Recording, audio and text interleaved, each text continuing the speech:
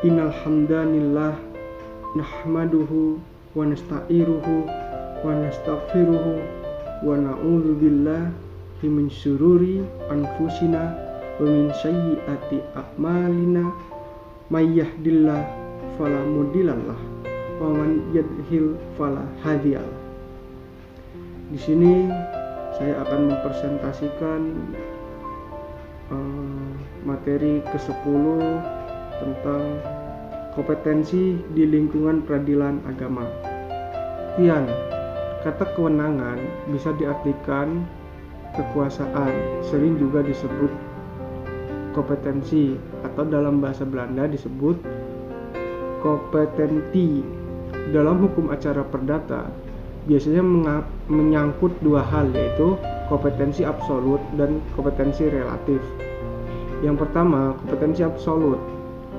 Kompetensi absolut pengadilan agama adalah kekuasaan pengadilan agama yang berhubungan dengan jenis perkara yang menjadi kewenangannya pada pasal 49 Undang-Undang Nomor 3 Tahun 2006 tentang perubahan atas Undang-Undang Nomor 7 Tahun 1989 dan perubahan kedua Undang-Undang Nomor 50 Tahun 2019 tentang pengadilan agama serta asas personalitas keislaman menjadi dasar kompetensi absolut pengadilan agama dan menerima pemeriksaan, memutuskan dan menyelesaikan perkara-perkara sebagai berikut: 1.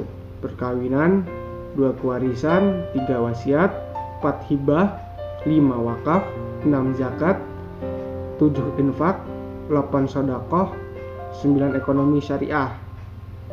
Selain dari yang disebut di atas, pengadilan agama juga Selain yang disebutkan di atas, pengadilan agama juga diberi kewenangan. Yang pertama, memberi keterangan, pertimbangan, dan nasihat hukum Islam pada institusi pemerintah daerahnya apabila diminta. Yang kedua, pun demikian diberi tugas tambahan atau yang didasarkan pada undang-undang seperti pengawasan pada advokat yang beracara di lingkungan peradilan agama.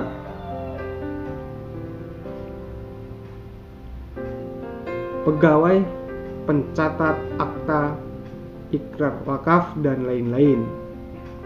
Yang kedua, kompetensi relatif. Kompetensi relatif pengadilan agama dalam artian sederhananya adalah kewenangan pengadilan agama yang satu tingkat atau satu jenis berdasarkan wilayah. Contoh pengadilan agama Kabupaten Magetan dengan pengadilan agama Ngawi. Dalam hal ini diantaranya pengadilan agama Kabupaten Magetan dan pengadilan agama Ngawi adalah satu jenis dalam suatu lingkungan dan suatu tingkatan, yaitu tingkat pertama. Kompetensi relatif yang berlaku pada setiap peradilan dilihat pada hukum acara yang digunakan. Dalam hal ini pengadilan agama dalam hukum acaranya adalah hukum acara perdata. Pada pasal Undang-Undang Nomor 7 Tahun 1989 tentang peradilan agama menerangkan bahwa dalam peradilan agama berlaku hukum acara perdata yang berlaku di peradilan umum. Untuk itu, dasar kompetensi relatif pengadilan agama adalah pasal 118 1 HIR atau HIR pada pasal 142 RB G Ju pasal 73 Undang-Undang Nomor 7 Tahun 1989 tentang peradilan agama. Pada pasal 118 ayat 1 HIR menyatakan bahwa suatu gugatan harus diajukan sesuai dengan daerah hukum tergugat berada. Namun dalam hal ini ada pengecualian sebagai dalam pasal 118 ayat 2, 3, dan 4, yaitu Apabila terdapat dua tergugat, maka penggugat boleh diajukan pada salah satu dari dua daerah tergugat berada. Yang kedua, apabila tergugat tidak diketahui, gugatan diajukan pada daerah penggugat. Yang ketiga, apabila gugatan yang diajukan terkait benda tidak bergerak, maka gugatan diajukan di mana letak benda itu bergerak tersebut berada. Keempat, apabila ada tempat tinggal yang disebut dalam suatu akad, maka gugatan diajukan pada tempat yang dipilih dalam akad tersebut. Mungkin cukup sekian yang bisa saya presentasikan, kurang lebihnya saya mohon maaf. Kepada Allah saya mohon ampun.